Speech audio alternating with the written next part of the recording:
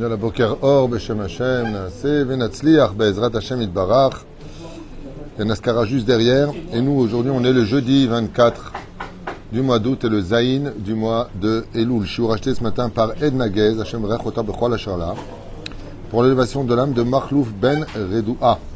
Roi Hashem, Tenachenu Began Eden Elion, Bechol Hashorvim Imo, Bichlal Arachamim, Veselichot, Vechen Yehi Ratzon, Velomar Amen. Finish Matot Torah Chaim, Vehi Ratzon, que le mérite de cette étude, Yalet Nishmato Kezohar Arakia, ou Bichlalam, Hashem Atov, Shimon Ben Simcha, Shayom Yom Kudato le Shloshim Yom, puisque vous faites l'Askara. On pensera en même temps à Fresh Ben Fortuné, Patissar de Batzeira, Soner René Bat, Suzanne Shoshana Avram Ben Fortuné, Elian Sassia Bat Achnina, Gisèle Mazal Bat Tzipora. Kol Mete Israël. Je suis dans les morts là. Roi Hashem, Tenachena Began Eden. ובכן יהי רצון אלף אלפי הבדלים שישלחנה רפואה שלמה למורתימי שרת על בתפת מרים וכן השם הטוב ינאי בן אסתר חיה וחמי אסתר בת רבקה שונק שלמה בן זעירה מאיר בן רות סופן שרה בת ססה et leurs enfants Joël Myriam בת שרה עוזי רחל בת גזלה סילבט וכן חיה דבורה בת אסתר מזל טוב בן בת אליס ומשפחת בן שבת חיה סופי בת שבע בת חווה אברהם בן פיבי היקר בן רבקה רבקה בת שרה זרחי בעזרת השם. Qui tu m'as dit Shoshana, la femme de... Shoshana Bat Chana, s'il vous plaît. Shoshana Bat Chava. Bat Chava? Chana. Ah, Chana. Bezrat Hashem. Ken. Rivka Bat Esther. Yaakov Ben Dina. Bechol Choli Israël. On commence tout de suite notre shiur en vous remerciant d'acheter des shiurim et de nous soutenir. Que Dieu vous bénisse sur tous vos chemins. Toda Rabba. Alors, le sujet qu'on va étudier aujourd'hui, c'est un sujet qui devrait être, à mon avis, au moins une fois par semaine, mamash devant nous, puisque c'est le sujet principal pour lequel le Créateur du monde a créé le peuple d'Israël. Comme ça, mes vies, dans le livre Yalzu Chassidim, Bedaf Yud Zayin, Rabbi Eliezer Papo, qui explique que Am Israël n'a pas été choisi parce qu'il pratiquait la Torah et les mitzvot, comme ça il marque en bas de la page. Pourquoi? Et là-bas, il ramène que les nations aussi ils étudient leur religion. Et si tu dis que parce qu'on se lève la nuit, eux aussi ils se lèvent la nuit. Et si tu dis que c'est parce qu'on jeûne, eux aussi ils jeûnent. Et si tu dis que... Alors, il y a toutes sortes de comparaisons. Et à la fin, ça finit qui gadol shemi bagoim. Et si tu dis parce que nous, on connaît le nom de Dieu, ça finit par et mon nom est grand chez les nations du monde. Bon, en fin de compte, alors pourquoi tu nous as choisis? Quelle différence? Si à chaque fois que on parle d'Israël, c'est les nations du monde aussi, les nations du monde aussi, les nations du monde aussi. Alors, Ma'evdel Asher Bahar Banu Mikola Amim. Et la réponse est Ki'am Anvatanim Anachnu. Parce que nous sommes un peuple humble.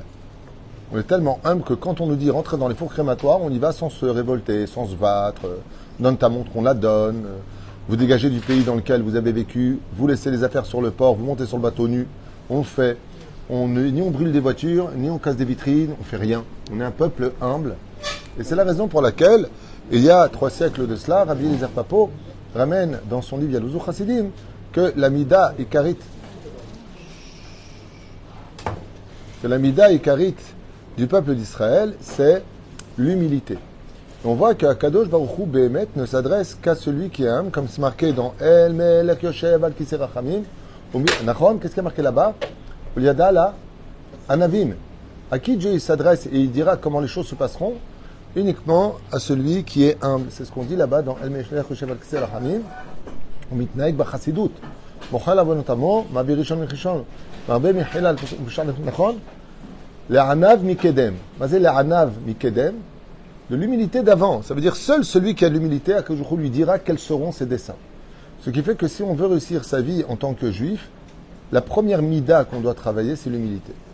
La question après, c'est quoi l'humilité? C'est un sujet que j'ai déjà élaboré dans plus de 14 cours différents, avec toutes les déotes. Par exemple, on avait expliqué que le rabbi disait que l'humilité, c'est la conscience que ce que je suis dans ce que j'ai, si Dieu l'avait donné à quelqu'un d'autre, il serait encore mieux que moi. Ça, c'est la définition du rabbi. D'autres commentateurs disent que l'humilité ne peut appartenir qu'à celui qui est riche. Ben oui, s'il a rien, le mec il est pauvre, il a aucune connaissance, et il dit je suis humble. Ben oui. ne peut pas être autre chose. Hein. Non, ça veut dire que la définition de l'humilité appartient à un secteur bien défini, en tout cas par la Torah. Alors on va voir un petit peu ensemble une compile de plusieurs livres que j'ai rapportés ici sur mon portable pour le partager avec vous, sur les caractéristiques du humble. Seules les personnes riches peuvent enfin travailler leur humilité, sinon de quoi pourraient-ils s'enorgueillir? Et les choses sont claires, que si une personne n'a pas de connaissances en Torah, si une personne n'est pas multimillionnaire, si une personne n'est pas, on va dire, en haut de l'affiche, on ne voit pas comment il pourrait travailler son humilité. Et donc, ce serait un débordement de bêtises qu'une personne qui n'est absolument de quoi, de rien pour s'enorgueillir, en plus soit orgueilleux. Ce serait vraiment descendre à l'échelle animale. Une personne qui est extrêmement humble, alors qu'il a une connaissance impressionnante, alors oui, on peut dire de lui qu'il est humble. Mais la reine, l'humilité, c'est quelque chose qui se travaille. Ce n'est pas quelque chose d'inné dans l'absolu, c'est quelque chose qui se travaille. L'humilité est essentiellement basée sur le fait que malgré toutes les souffrances endurées, Am Israël est resté fidèle et l'ami d'Akadosh Baruch Hu, ainsi qu'Akadosh Baruch Hu avec Israël. Un autre des caractéristiques qu'on a pu constater sur l'humilité du peuple d'Israël, c'est que malgré le fait que 80% des Hébreux sont morts en Égypte, que l'ensemble du peuple, les 20% restants, sont morts dans le désert, ça ne nous a pas empêché de continuer à rester fidèles à Akadosh Baruch Hu. Malgré les pogroms dans le livre de Shoftim, malgré après la cession du royaume de Yehuda et d'Israël, malgré toutes les galoutes, malgré Yecheskel qui parle justement malheureusement de la destruction du premier temple, du deuxième temple, l'Holocauste, hier je parlais de ça à table avec des amis, l'Holocauste, il est impensable qu'après avoir vécu l'Holocauste, on parle encore de judaïsme et de Torah, il y en a qui ont fui cela, il y en a qui sont même convertis à d'autres religions pour ne pas être repérés un jour, tellement le traumatisme a été grand. Aval, dans le tachlès des choses, jusqu'à aujourd'hui par exemple en Israël, on se bat, mais vraiment de toute notre âme, pour garder notre judaïsme, pour garder nos traditions, ne serait-ce que dans la ville d'Ashdod, il faut se battre pour les garder. Alors qu'on pourrait tout à fait dire, bon écoute, voilà, cette salle, on va faire une salle de sport, on va gagner de l'oseille, hein, le sport, tout le monde adore ça, on met des appareils contre le mur, Benigmara, c'est pour. Là, on paye plus de 15 000 shekels ici, juste pour venir prier 3 prières par jour. Bon, étudier la Torah, il y a un collège, il y a tout. Mais les dépenses sont incommensurables et on se bat pour ça. Vezem prinat anava. Mazé anava, Perouche adavar, que dans les caractéristiques de la anava, c'est malgré le fait que Am Israël en reçoit plein sur la tête, boum et boum et boum et boum et boum et des missiles et des totales et totales et totales et totales, malgré tout, on est resté fidèle à Kadosh Baruch Hu. Ou frère, à Kadosh Baruch Hu, malgré le fait que nous aussi, on ne se soit pas comporté spécialement bien avec lui, est resté fidèle à son peuple. Il n'a jamais changé de peuple, même si on était le plus petit des peuples et même si des fois on n'était pas tous shomer mitzvot. Une chose qu'on a constatée sur l'humilité, c'est que le Beth Yosef avait un frère aussi, Rabbi Yosef Karo, avait un frère qui s'appelait Rabbi Yitzhak Karo. C'est là. C'était son nom, son frère. Frère David Amelech Alav Shalom, il avait Eliav, il avait son grand frère, qui était aussi fort que lui en Torah. Pourquoi Akadosh Baruch Hu, il a choisi David Amelech, et pourquoi il a choisi Rabbi Yosef Karo pour Shulchan Aruch, alors que son oncle ou son frère étaient du même niveau? Biglal Shayu Anvatanim Yoter. Pourquoi est-ce que la halacha a été fixée selon Hillel, qui a Anvatan aya Hillel? Parce qu'il était humble. Waouh! Pourquoi? On voit constamment que tous les leaders d'Israël ont été essentiellement mis en examen sur leur humilité. Pechen, qu'est-ce que c'est l'humilité? Il y a plusieurs caractéristiques qui ont été données dans beaucoup de livres de Moussard, donc je vous ai fait une compile. C'est celui qui sait s'effacer pour laisser exister l'autre. Celui qui sait écouter. C'est celui qui sait donner l'exemple sans faire de réflexion. C'est celui qui est tout le temps souriant et aimable. Les gens humbles sont des gens simples en général, calmes, pudiques, sans rancœur, pardonnent facilement, laissent exister l'autre dans son univers, réservé et ne se vantent pas de ses possessions. Voilà plus ou moins ce qu'on retire sur des explications de Rabbanim Atik Yomin et modernes sur ces caractéristiques-là. Prend même des nouvelles si on n'en prend pas d'eux. Ce sont des gens qui n'ont pas de problème. Si on les a oubliés, on les a mis dans un tiroir alors qu'ils sont encore vivants, eux, ils n'ont pas de problème de prendre le téléphone et d'appeler. Pourquoi? Les personnes humbles sont agréables à fréquenter Tout simplement parce qu'ils n'attendent rien de personne, parce que pour eux, ils ne méritent rien. Même pas un merci. Donc ils sont au-delà du savoir-vivre. Car imaginez que vous avez des gens de la famille qui vous appellent jamais, mais vous, vous appelez. Et pourquoi vous appelez? Il ne m'appelle pas, pourquoi je l'appelle? C'est parce que je veux prendre de ses nouvelles. Vous ferez quelqu'un de humble, c'est quelqu'un qui a une grande facilité à aimer. Pourquoi? Parce que comme il est en bas, pour lui, tout le monde est plus haut que lui. Dans l'humilité, c'est se donner le luxe de moins souffrir. Qu'est-ce que ça nous apporte d'être humble? C'est très simple, tu souffres moins. Plus tu existes, et plus tu souffriras. Je vous donne un exemple. Quelqu'un qui est extrêmement large, tu jettes un caillou. Et tu as une personne qui est extrêmement maigre, tu jettes un caillou. Qui a le plus de potentiel de prendre le caillou sur lui? Plus tu es orgueilleux, et plus tu seras susceptible d'être la cible de toutes les réflexions. Tout te touche. Pourquoi? Tu existes trop. Et moi, tu as vu comment il m'a dit à moi? Tu as vu comment il m'a parlé à moi? Pour qui me prend celui-là? Tu n'arrêtes pas de te grossir. Donc tu deviens automatiquement la cible de tout ce qui pourrait être dérangeant au niveau de la société. Mais plus une personne est humble, et moins elle est facile à toucher. Donc, plus tu es humble, et plus tu vis heureux. Plus tu es orgueilleux, et plus tu vis stressé. Et ça, c'est Ramous dans Masechet Avot, duquel il est marqué là-bas, Asara Nissim, Asu Avotenu, Bevet Amikdash, Amdim Tsufim, Mishtahabim Revachim. Quand on était au Bet Amikdash, on était tous Amdim Kfufim. Vas-y Kfufim, quand on est tous debout, on était stressés les uns contre les autres, on n'avait pas à respirer. Ou Mishtahabim Revachim, mais quand on laissait passer, on se prosternait, on était souple, eh bien, regarde, Slicha. Eh bien, automatiquement, on avait du revach, ça veut dire qu'on avait vraiment de quoi respirer. Plus tu es humble et plus tu respires dans la vie. Tu as vu ce qu'il t'a dit, tu as vu ce qu'il a fait, tu as vu, bouge d'ici, tu déranges. Ah, excusez-moi, quelqu'un de humble, je ne savais pas que je dérangeais. Il ne va pas se vexer. Par contre, quelqu'un d'orgueilleux, pourquoi je dérange? Toi, tu déranges pas, toi? Pourquoi tu n'étais pas là tout à l'heure? Ça y est, hop, ça démarre. Mais la reine, l'avantage de l'humilité, Kodvim, dans l'humilité, il y a une chose qu'on se donne, c'est le luxe de toujours moins souffrir. Plus tu es humble, plus tu estimes que tu ne mérites rien. Donc comme tu ne mérites rien, tu es déjà content de ce que tu as. Comme tu es content de ce que tu as, tu ne souffres pas de ce que tu n'as pas. Et comme tu n'existes pas pour toi, comme a dit Rabbi Nachman, plus tu connais vraiment Dieu, et plus tu es humble. En réalité, ce n'est pas que Dieu a choisi les leaders dans l'absolu. C'est que ceux qui ont voulu connaître Hachem ont dû s'effacer pour le trouver. Et donc, l'un et l'autre se retrouvent. Parce qu'on ne peut pas trouver Dieu dans l'orgueil. Chez Neymar, En ani vahu yacholim ladour bikfifa achat. On ne peut pas vivre tous les deux dans un même gant. Chez Neymar, Hachem gala malak gaout lavesh. Les éperouches d'abord.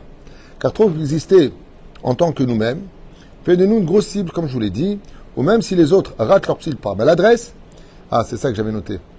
Ça veut dire quelqu'un de humble, il n'a pas de problème de traduire les erreurs de l'autre comme étant une maladresse. Ce que l'orgueilleux voit toujours comme étant une faute fatale. Tu as vu ce qu'il m'a dit? Ah, tu te poses des questions, peut-être qu'il n'avait pas l'intention. Quand on est quelqu'un de vraiment humble, car il n'y a pas un plus grand orgueil que la fausse modestie, vous le savez. On considère que rien ne nous est dû, même pas un bonjour ou voire un merci. On se voit toujours méritant de rendre service, et cela nous suffit amplement. Bon, ça, c'est un très très haut niveau. Quand j'ai vu ça, je dis, oh, ça va loin là. C'est-à-dire, quelqu'un qui a un ave, tu lui fais faire une mitzvah, donne de la tzedaka. Et ça, il va se retirer. Je dis, mais attends, t'as Guitoda, regarde, il vient de donner 1000 shekels. Ok? Je dis, mais putain, il m'a donné le mérite. Ce qui est tout à fait normal pour lui, car le fait d'accomplir une mitzvah quand on est réellement humble, c'est déjà un remerciement. Alors on ressent de la gêne et de la pudeur d'avoir mis l'autre dans cette reconnaissance. Donc là, il dit Razal que celui qui a vraiment atteint le niveau le plus haut de l'humilité, c'est d'être gêné, d'avoir provoqué que l'autre se sente redevable parce que tu lui as rendu service. Ad kedekar. Donc on voit vraiment ici une chose de sûre, c'est que le humble, il existe pour les autres. Il n'y a pas de lui. Ainsi, le vrai humble ne souffre pas du comportement et de la méchanceté des autres, car il estime que d'exister sur terre, c'est déjà beaucoup pour lui. Comme celui qui, se sentant partir de ce monde, comprend d'un coup qu'il serait temps de demander pardon de ses erreurs, car la maladie a cassé son orgueil et lui ouvre les yeux sur les vraies valeurs de ce monde. Effectivement, quand vous avez des gens qui sont très orgueilleux, jamais ils demanderont pardon, jamais ils se remettront en question, jamais quoi que ce soit.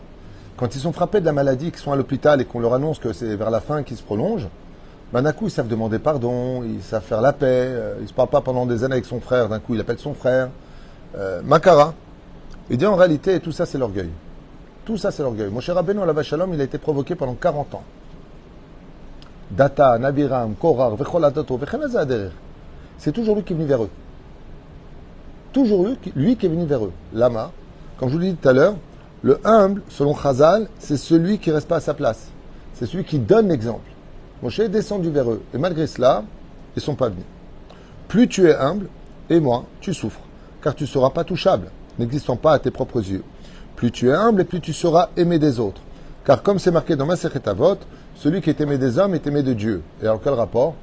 Les gens qui sont humbles, en général, on adore les fréquenter.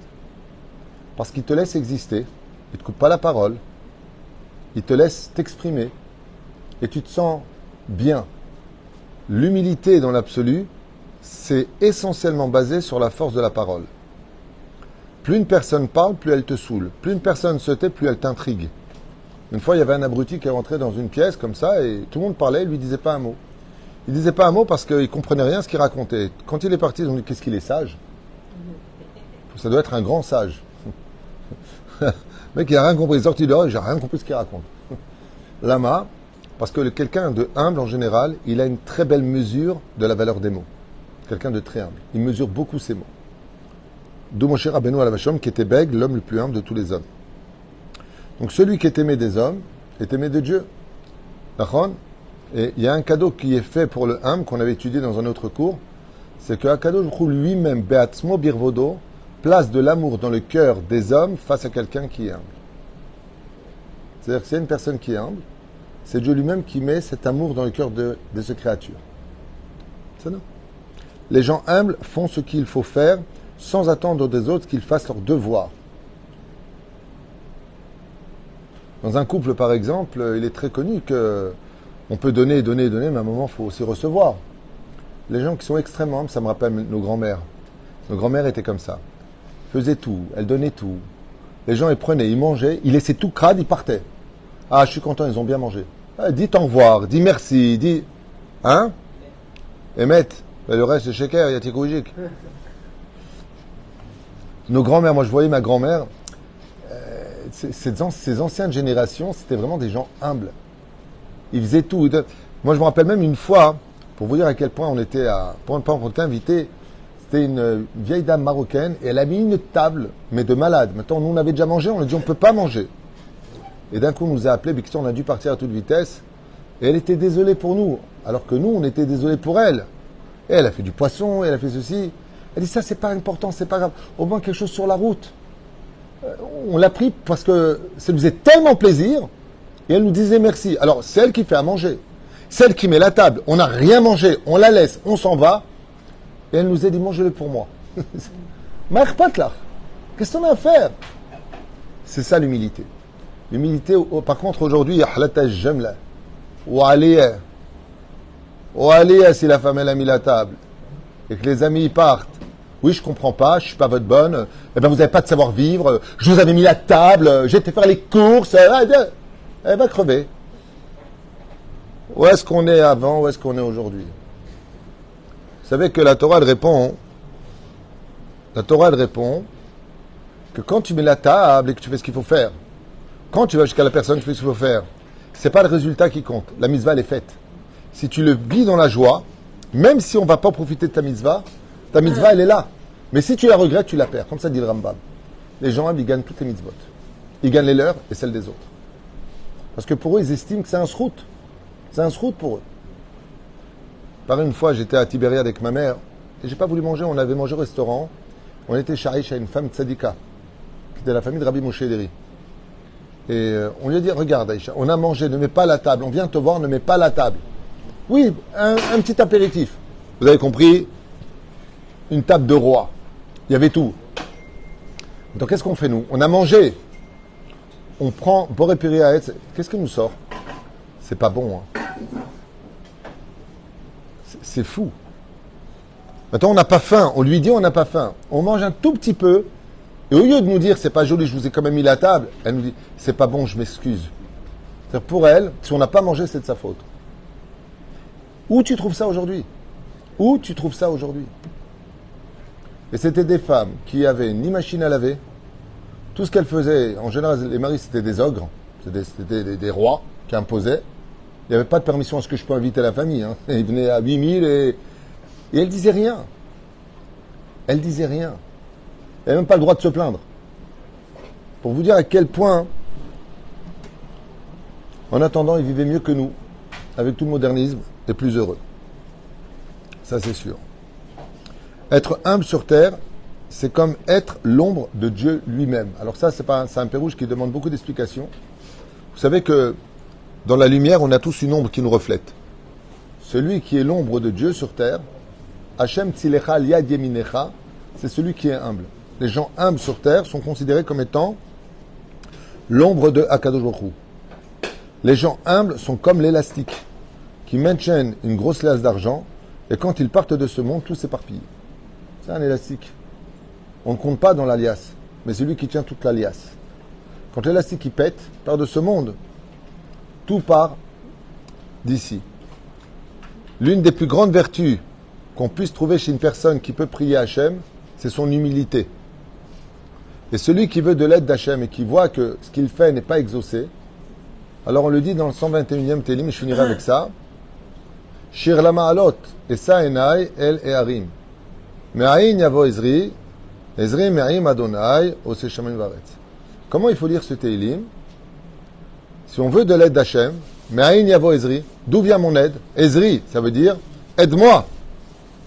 Me'ain. Si tu fais de toi haine, yesh Ezri. Me'ain yavo Ezri. Maintenant que je suis humble, je mérite d'être aidé par Dieu.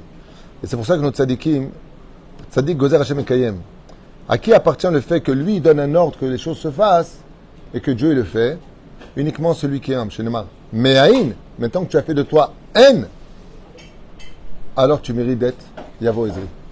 C'est Péroucha pour lequel, mettre tous autant qu'on est, on a intérêt à travailler encore plus notre humilité. Je vous affirme une chose, si ne serait-ce que dans les couples, les hommes et les femmes étaient beaucoup plus humbles, il y aurait beaucoup moins de problèmes et les choses s'arrangeraient beaucoup plus rapidement. Et c'est pareil dans la vie, et c'est pareil dans la société, et c'est pareil vis-à-vis des parents, pareil vis-à-vis des relations que nous avons les uns et les autres. Parce que quand tu es humble, il y a une chose que les orgueilleux ne peuvent pas comprendre. C'est que les gens humbles comprennent le problème de l'autre. Ce que les orgueilleux exigent d'être compris. Le humble, il comprend. Il sait se mettre à la place de l'autre parce qu'il est comme du vent. Et le vent, il est comme un rouar qui comprend la situation. En général, les humbles, ils arrivent aussi toujours à juger les kafsroutes, ce qui n'est pas la place, malheureusement, de l'orgueilleux. Et la reine Bezrat Hashem, en cette période, Hatanu lefanecha rahem alenu, on considère quoi? Que l'humilité avec laquelle nous savons demander pardon, c'est cette humilité elle-même qui est capable de sauver le juif le jour de Rosh Hashanah. Comme par exemple, le symbole de l'humilité absolue, c'est le shofar. Pourquoi? C'est une corne. Nachon? Elle est vide. Et c'est une peau morte, la corne, c'est une peau qui est morte. Et pourtant, c'est elle qui fait déplacer Dieu d'un trône à un trône. Chez Neymar, elle me l'air yoshev al kisei rahamim ou mitnag ba hasidut. Mais qui c'est din et kisei rahamim? C'est ce qu'on veut dire à Rosh Hashanah. Mais grâce à quoi? À une espèce de tuyau qui est vide. Pourquoi c'est vide? Pour que Dieu il se trouve à l'intérieur. Ce qui fait que le son du shofar, c'est qu'il y a l'identité d'Hachem qui passe du monde d'en bas vers le monde d'en haut. Parce qu'on lui a fait un halal, on lui a fait un couloir pour qu'il puisse s'y introduire. Voilà un petit peu ce que je voulais partager avec vous, sur un synopsis, on va dire, de plusieurs livres qui ont été écrits sur l'humilité, afin de nous faire comprendre la responsabilité de chacun de nous. Baruch Adonai Leolam, Amen, ve Amen. Je vous souhaite vraiment de travailler cette mida, qui est la plus importante de toutes, parce que plus vous serez humble, et moins vous souffrirez. Comme vous le savez dans le proverbe, les chênes, pendant les tempêtes, se cassent, mais les roseaux se courbent. Et en attendant, ils se remettent droit. Donc plus tu es orgueilleux, et plus tu vas te casser en mille. Chaval, alazman, Baruch Adonai Leolam, Amen, ve Amen.